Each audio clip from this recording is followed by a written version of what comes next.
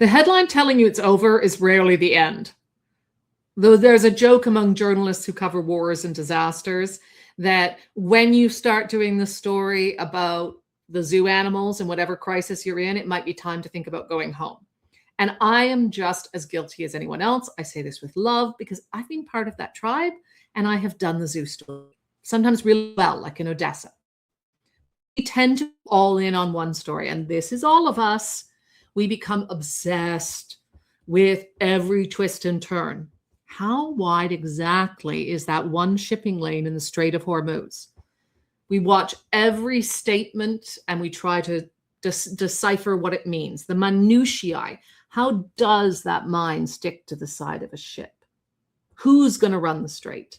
What does that mean? We are obsessed with it to the exclusion of everything else. And then we get bored. Then we don't want to pay attention anymore. Not because are over, but because our attention has reached its limit. And that, my friends, is dangerous. Because a ceasefire, a pause, a slower tempo, the market sighing in relief, official statements saying that we're having good conversations suggests the worst has passed. And if you want to hear that, you're going to have confirmation bias. But that does not mean that mighty forces set in motion have ceased to be in motion.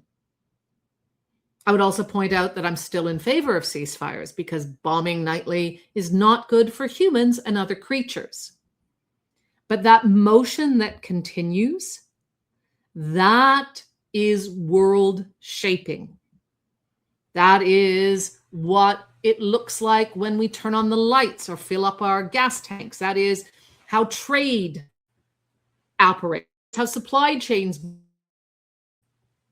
That is about consumers feel fear that some people have about what this means for their pocketbook at the end of the day.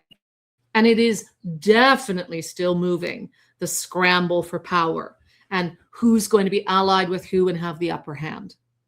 All of that keeps going even when we get tired of it. So that's why I was doing this. It is called Fire Straits, to look at the fallout from the US and Israeli war with Iran on forces shaping our world and affecting you. Because quiet does not mean stability. Boredom does not mean recovery.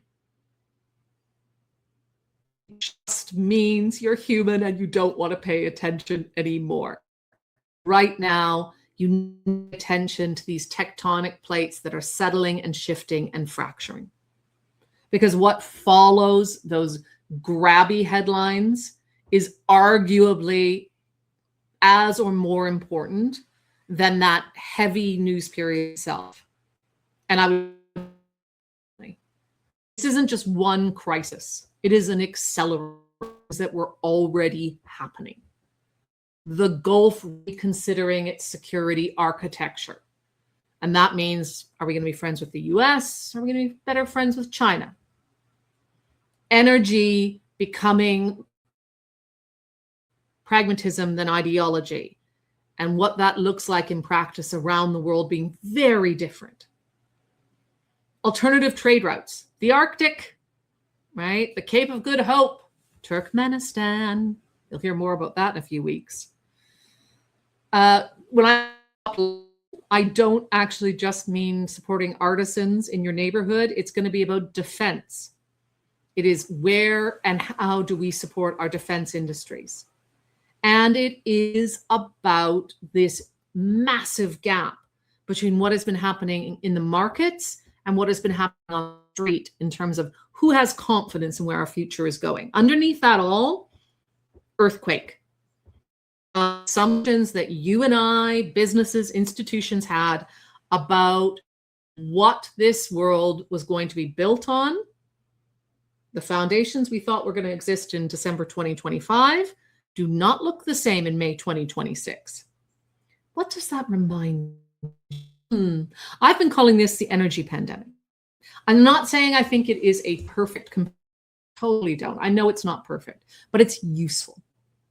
It's useful because a global shock that starts in one place and then spreads through everything, even if the inciting event starts to calm down. That's what's happened now. It's spreading through everything. Fuel, food, fertilizer, shipping. Will I get my Poshmark dress ever? Travel and consumer confidence. We're seeing it all over the place. Who gets hurt and who gains, just like in the last pandemic, opportunity and risk are not going to be evenly distributed. Some people are going to get squeezed. Some people are going to pivot. Some people are going to profit. There will always be opportunity. So we like you. And some, hopefully not you if you've made it this far, will pretend that nothing has changed until the change is at your doorstep.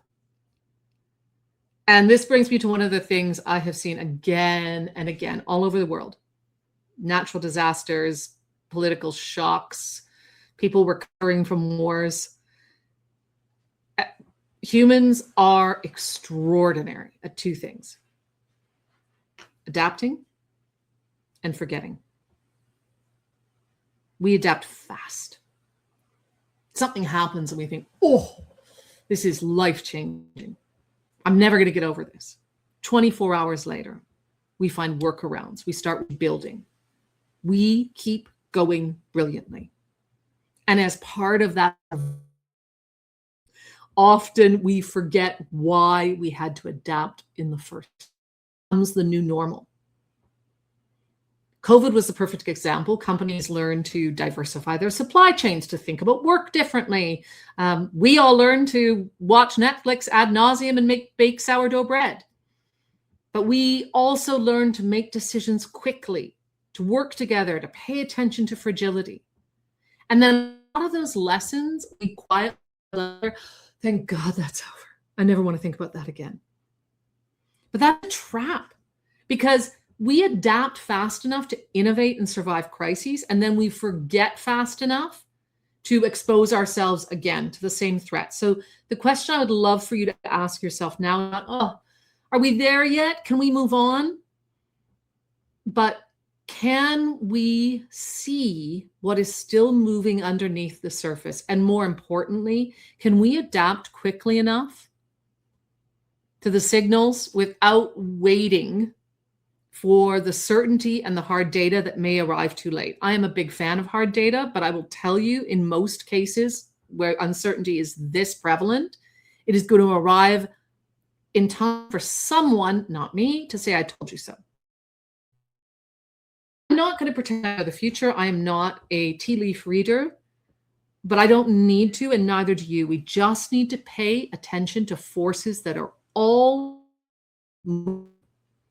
And the best way to pay attention to forces that are already moving is to ask ourselves questions. So 3 questions I would love for you to ask yourself this week. Which parts, first question, which parts of your life, your organization, your strategy depend on cheap, predictable energy or cheap, predictable travel?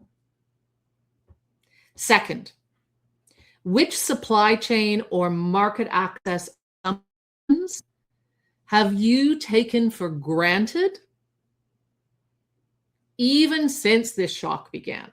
And I am talking about, oh, I ordered this dress from Poshmark. Why isn't it here yet? You're going to hear a lot about that.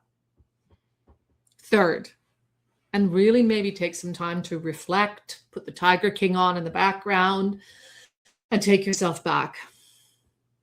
But what did you learn that you have forgotten? Those questions are enough to get you seeing with a different lens this week. Because uncertainty may not arrive at your doorstep as a mine stuck to the side of the ship. It could be a second order event, right?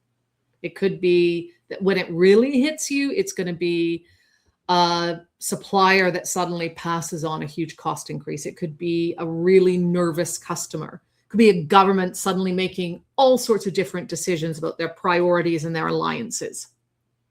That could change your life. And the more that you prepare by asking yourself questions, the more you'll be seeing the signals happening now. And so when everyone else agrees that something has changed, you'll already be ahead of it. This is what I am hoping will help you, for anyone trying to make sense of the world without pretending it's simple, because it's not. Quiet is not the same as stability. All right. Have a great week. I will see you next week with more.